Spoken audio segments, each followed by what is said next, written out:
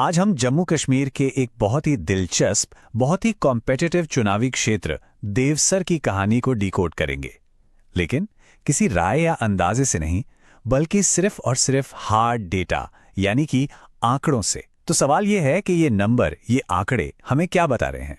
चलिए पता लगाते हैं। सिर्फ 1.29%। जी हां, 2024 के देवसर असेंबली चुनाव में जीत और हार के बीच का फासला बस इतना ही था। और यही छोटा सा आंकड़ा हमारी आज की पड़ताल का, हमारे विश्लेषण का सेंट्रल पॉइंट है। तो ये देवसर है कहां? सबसे पहले जरा इसे नक्शे पर देख लेते हैं। यह है देवसर असेंबली क्षेत्र। अब देखिए 2024 के चुनाव में यहां हुआ क्या। जेएनके नेशनल कॉन्फ्रेंस यानी जेकेएनसी पीडीपी से सिर्फ और सिर्फ 840 वोटों से जीती। आप सोचिए कितना नजदीकी मुकाबला था। ऊपर से वोटर टर्नआउट भी काफी अच्छा रहा। और एक और बात जिसने इस चुनाव को और भी दिलचस्प बना दिया, वो ये कि बीजेपी ने यहां अपना कोई कैंडिडेट खड़ा ही नहीं किया। तो अब सवाल ये उठता है कि आखिर कोई चुनाव इतना क्लोज, इतना टाइट हो कैसे जाता है? और ये नतीजा इस पूरे इलाके की सियासत के बारे में हमें क्या इशारा दे रहा है? चलिए इस पहेली को परत दर परत खोलते हैं।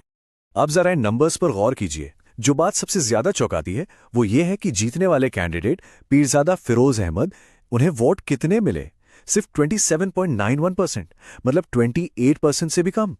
सोचिए, 1/3 से भी कम वोटर्स के सपोर्ट से कोई चुनाव जीत रहा है।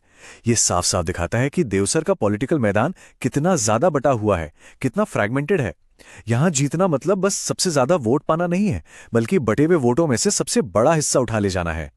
देखिए 2024 के इस नतीजे को अगर हमें सही मायनों में समझना है तो हमें थोड़ा पीछे जाना होगा।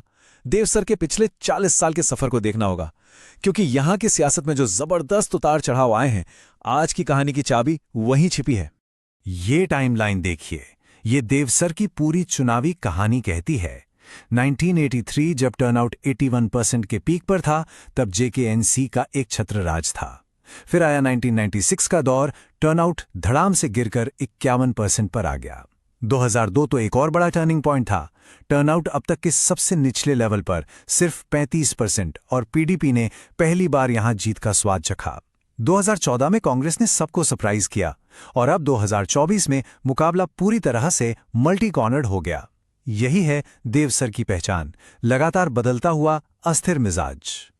और ये चार्ट, ये तो पूरी कहानी को एकदम साफ कर देता है। देखिए कैसे जीतने वाले कैंडिडेट का वोट शेयर लगातार गिरा है। 1983 में जीतने के लिए आपको 50% से ज्यादा वोट चाहिए थे। 2002 में यह घटकर 38% हो गया, और 2024 में सिर्फ 28% पर जीत मिल गई। मतलब साफ है, देवसर में जीतने का फॉर्मूला बदल गया है। अब आपको मेजॉरिटी नहीं चाहिए, आपको बस उस भीड़ में सबसे आगे निकलना है जहां वोट कई हिस्सों में बटे हैं। और यही बात नए प्लेयर्स के लिए एक बहुत बड़ा दरवाजा खोलती है। तो इतिहास तो हमने देख लिया, लेकिन अब इतिहास के पन्नों से निकलकर जमीन पर उतरते हैं। आज की तारीख में देवसर की जमीनी हकीकत क्या है, कौन सी वो ताकतें हैं और कौन सी वो कमजोरियां जो यहां के चुनावी नतीजों की स्क्रिप्ट लिखती हैं।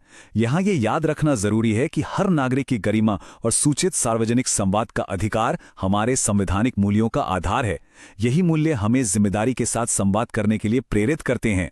ये जो स्ट्रैटेजिक एनालिसिस है, ये 4 जरूरी बातें बताता है। पहली ताकत वो है केंद्र की विकास योजनाएं, लेकिन उन्हें लोकल बनाना जरूरी है ताकि लोगों को भरोसा हो। दूसरी कमजोरी, और ये सबसे बड़ी कमजोरी है, एक मजबूत लोकल लीडरशिप नेटवर्क का ना होना। जमीन पर पकड़ ढीली है। तीसरा अवसर, यूथ अनएम्प्लॉयमेंट, नौजवानों में नौकरियों को लेकर जो चिंता है वो एक बड़ा मुद्दा है जिसे कोई भी पार्टी उठा सकती है। और आखिर में खतरा, रीजनल पार्टियों के लिए लोगों की जो लॉयल्टी है, जो वफादारी है, वो किसी भी बाहरी कहानी को, किसी भी सेंट्रल नैरेटिव को मुश्किल में डाल सकती है। तो देवसर के लोग आखिर सोचते क्या हैं? उनकी सबसे बड़ी शिकायतें क्या हैं? लिस्ट में सबसे ऊपर टॉप प्रायोरिटी पर है नौजवानों की बेरोजगारी। फिर आती हैं रोजमर्रा की जरूरतें, पानी, बिजली। इसके साथ ही रिजर्वेशन कोटा को लेकर भी एक तरह का अन्याय महसूस किया जा रहा है। ये सारी बातें एक ही तरफ इशारा करती हैं, लोग अपने भविष्य को लेकर, अपने विकास को लेकर बहुत फिक्रमंद हैं। तो जो लीडरशिप का वैक्यूम है, जो खालीपन है, उसे भरेगा कौन? सोर्स बताता है कि जवाब है एक ऐसा लोकल चेहरा जिसकी जड़ें देवसर की मिट्टी में हो, और जिसकी इमेज, जिसका दामन एकदम साफ हो। यही वो कैंडिडेट प्रोफाइल है जो यहाँ के लोगों के दिलों में उतर सकती है। ठीक है, तो अभी तक हमने डेटा देखा, एनालिसिस किया, प्रॉब्लम को समझा। अब सवाल है, इसका हल क्या है? इस पूरे विश्लेषण को एक एक्शन प्लान में, एक ब्लूप्रिंट में कैसे तब्दील किया जाए? यहाँ एक चतुर्मुख सिद्धांत की बात कही गई है, एक 4 pronged स्ट्रैटेजी। इसके 4 पिलर हैं। पहला, चुनावी मैनेजमेंट। दूसरा, जमीनी संगठन को मजबूत करना। तीसरा, लोगों से जुड़ने वाली एक सही कहानी, एक सही नैरेटिव बनाना। और चौथा, रिसोर्सेज यानी संसाधनों का सही इस्तेमाल, मतलब एक कंप्लीट 360 डिग्री अप्रोच। और ये सिर्फ थ्योरी नहीं है, इसका एक पूरा टाइमलाइन बेस्ड एक्शन प्लान है। D90 मतलब चुनाव से 90 दिन पहले वॉर रूम खड़ा करना और कैंडिडेट फाइनल करना। D60 पर कैंडिडेट और लोकल एजेंडा की घोषणा। D30 जमीन पर भागदौड़ और डिजिटल कैंपेन तेज करना। D14 बड़ी बड़ी रैलियां। D7 आखिरी दौर का प्रचार। और D1 यानी पोलिंग के दिन एक एक वोटर को बूथ तक लाना।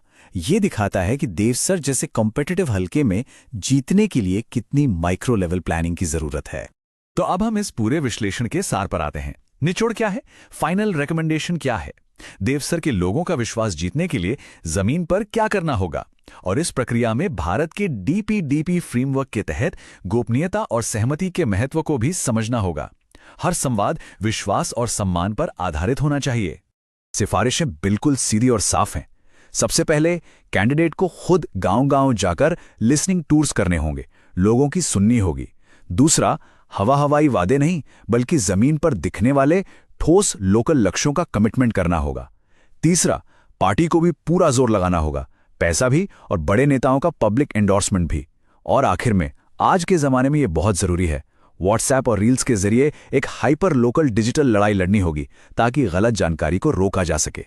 और आखिर में ये पूरा विश्लेषण हमें एक बहुत बड़े सवाल के सामने लाकर खड़ा कर देता है। क्या एक ऐसे पॉलिटिकल अरीना में जहां वोट बुरी तरह से बिखर जाते हैं, क्या वहां डेटा पर आधारित जमीनी मुद्दों पर टिकी एक स्ट्रैटेजी दशकों से चली आ रही पार्टी लॉयल्टी की दीवारों को तोड़ सकती है? इस सवाल का जवाब सिर्फ देवसर का नहीं बल्कि शायद पूरे कश्मीर की आने वाली सियासत का भविष्य तय करेगा। अगर आप एक जन केंद्रित नेता बनना चाहते हैं और अपने निर्वाचन क्षेत्र का उत्थान करना चाहते हैं तो blueprintstrategies.ai से mg@blueprintstrategies.ai पर संपर्क करें या 880 402 1406 पर कॉल करें। राजनीति से परे उद्देश्य।